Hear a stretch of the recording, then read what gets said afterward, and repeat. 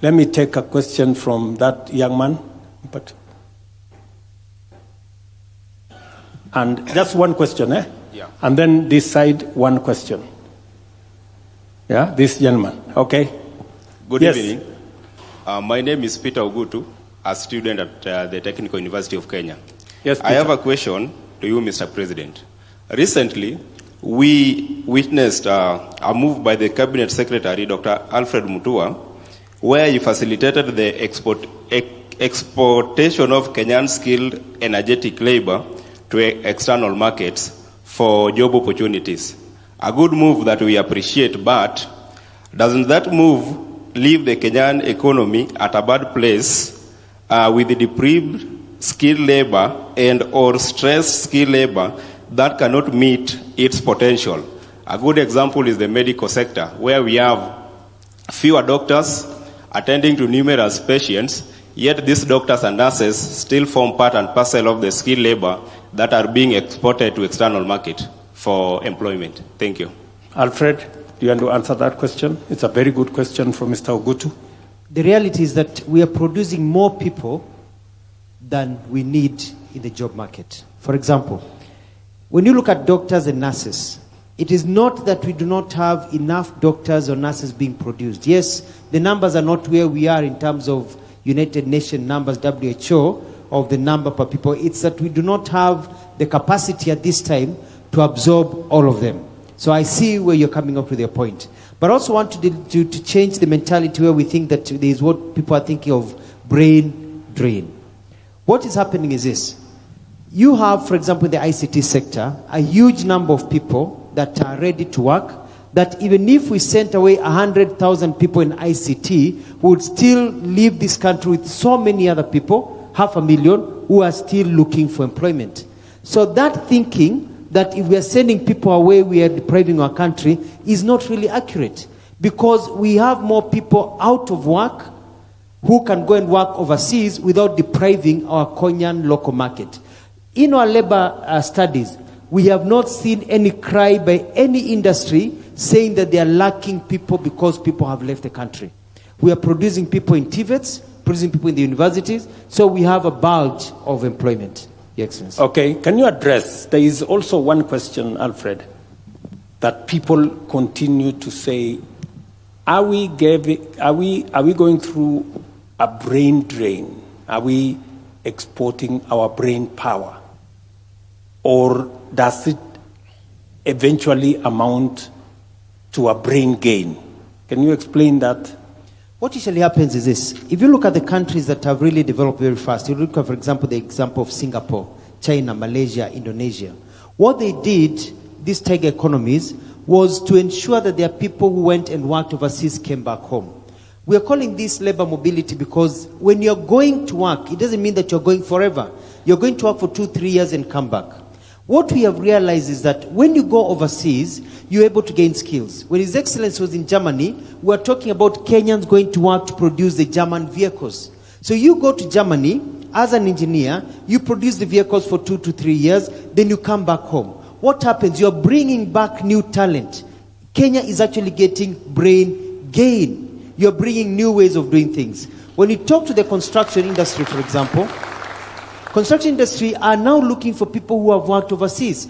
If you are a plumber, if you are a mason, if you are an interior designer, and you have worked in Dubai, the big companies working in Kenya want to employ you because your skills are a bit higher than the market, than the population in Kenya that is competing with you for the job market, because you have gained new skills. When you go to the UK as a nurse, you go to the US as a doctor, and you gain new skills in those hospitals that you're working in the US or in Italy and other places. When you come back, you're hot cake because of the brain gain. Thank you very much. And I think just to buttress that point is that, the people going out, they are going out for short contracts. This is 3 years, maybe 5 years. After that 5 years, they come back home. And when they come back home home with added skills. They have gained experience. They have worked in a different market. And most of the time, you find that they have improved on their skills. So it may look like brain drain, but eventually it becomes brain gain. That's what Alfred is saying. So, Your Excellency, thank you. My name is Felix Chege. I run a company called Real Sources Africa. First, I'd start by commending your efforts on making the African Free Container Trade Area work. I have been one of the beneficiaries of it. Being a beneficiary means that we got appointed by the AFCFTA Secretariat as a trading company on behalf of Kenya. And what we've been doing is that we've been supporting aggregation exercises for export. As late as a few weeks ago, we launched a Trade Connect initiative, an initiative that looks at shipping 1,000 containers over a period of 12 months to 5 African countries. And we've seen a lot of support from financial institutions in structuring of trade finance elements or instruments that are meant to promote inter-Africa trade in terms of aggregation. And at the same time, we've been able to do market development campaigns to be able to promote African or Kenyan manufactured products across the continent. Our main ask is investment more in market development campaigns. We have a lot of African countries that don't know what we actually manufacture as a country. And we've realized that this information is really important when it comes to providing an alternative of the products that we can ship to the export market within the African context. Other than that is using the products themselves as a collateral for transactions. We've been able to work around an aspect of how can we get our manufacturers to use the products that they manufacture as a collateral when going to the export market. We're looking at, or our ask could be, how can we use the credit guarantee scheme that you have already initiated to convert it to be an export guarantee line that can be used by our manufacturers to be able to guarantee them payments after they ship their products. Other than that, I thank you for really looking into the protocol on youth and women in trade. And we've leveraged on that to be able to access a lot in terms of just opening doors at the Secretariat. I'm a 27-year-old, and I'm privileged to be among the people who represent this country at the Secretariat.